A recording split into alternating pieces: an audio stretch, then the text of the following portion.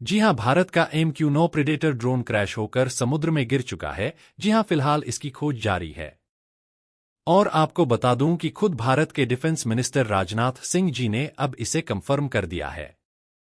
दरअसल मामला कुछ इस प्रकार से है कि 2020 में जब भारत और चीन के बीच में तनाव बढ़ा था तो भारत के पास एक भी ऐसा जासूसी ड्रोन नहीं था जो बहुत ही ज्यादा लॉन्ग रेंज तक यानी कि बहुत दूर तक जाकर निगरानी कर सके और दुश्मन के खिलाफ जानकारी जुटा सके। इसीलिए भारत को उस समय अमेरिका की मदद मिली। अमेरिका ने अपनी नौसेना से निकालकर 2 MK-9 प्रेडेटर ड्रोन भारत को लीज पर दिए। जी हां, यह दोनों ड्रोन हमने किराए पर लिए थे, क्योंकि आप जानते ही हैं कि जब हम हथियार खरीदने जाते हैं, चाहे हम कितनी भी इमरजेंसी कर ले, हमारी जो नेगोशिएशन है वह कछुआ चाल होती है। 4-5 साल हम लगा देते हैं किसी भी हथियार को खरीदने में। उदाहरण के लिए MQ उस समय हम 31 खरीदना चाहते थे, 4 साल हो चुके हैं, आज तक भी यह डील नहीं हो पाई। तो खैर, इसीलिए अमेरिका ने कहा कि फिलहाल आप किराए पर लेकर अपनी सुरक्षा का इंतजाम कर लीजिए।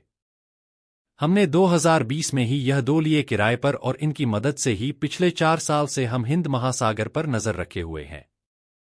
और आपने देखा भी होगा कि पिछले 4 साल से जब भी चीन का कोई जासूसी जहाज भारत के करीब आता है तो भारत उसका पता बहुत पहले लगा लेता है और करीबी से जाकर हम उसकी क्लियर इमेज भी ले पाते हैं कि उस पर क्या क्या तैनात है, क्या क्या जासूसी उपकरण हैं, और उसी हिसाब से फिर हम अपनी तैयारी में भी लग जाते हैं।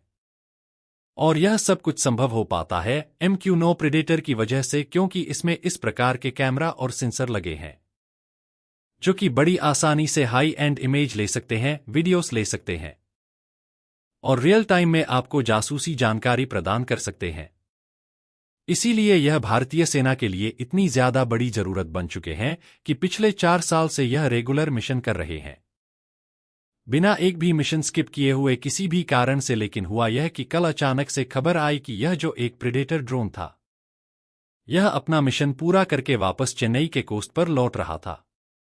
लेकिन चेन्नई कोस्ट से थोड़ी ही दूर इसमें कुछ तकनीकी खराबी आई, जिस वजह से यह क्रैश करने लगा।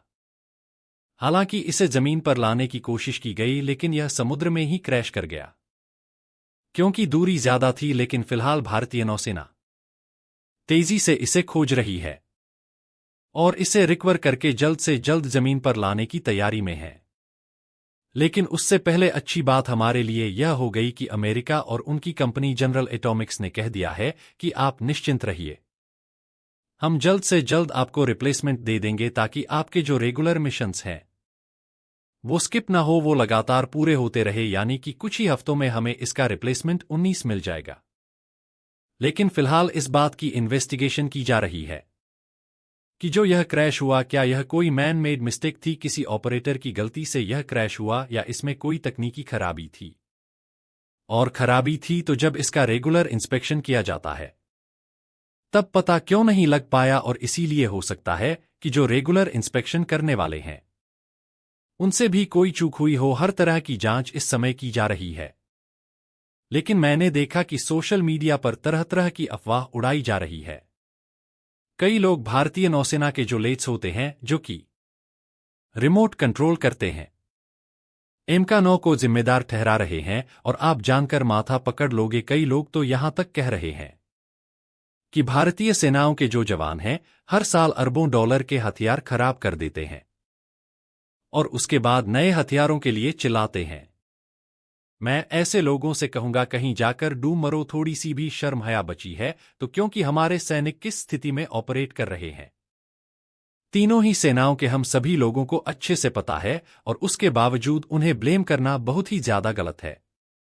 कि आप खुद सोचिए कि एक मशीनरी है, 4 साल से अच्छे से काम कर रही थी, क्या पता क्या खराबी आई तकनीकी, जिसकी वजह से ये हुआ। अंत में जांच के बाद हम सब लोगों को पता लग ही जाएगा ना। और देखिए, दुनिया में आप मुझे एक ऐसा हथियार बता दीजिए, कोई भी किसी भी देश का, चाहे वह रूस का हो, अमेरिका का हो, जिसमें कभी कोई तकनीकी खराबी ना आई हो।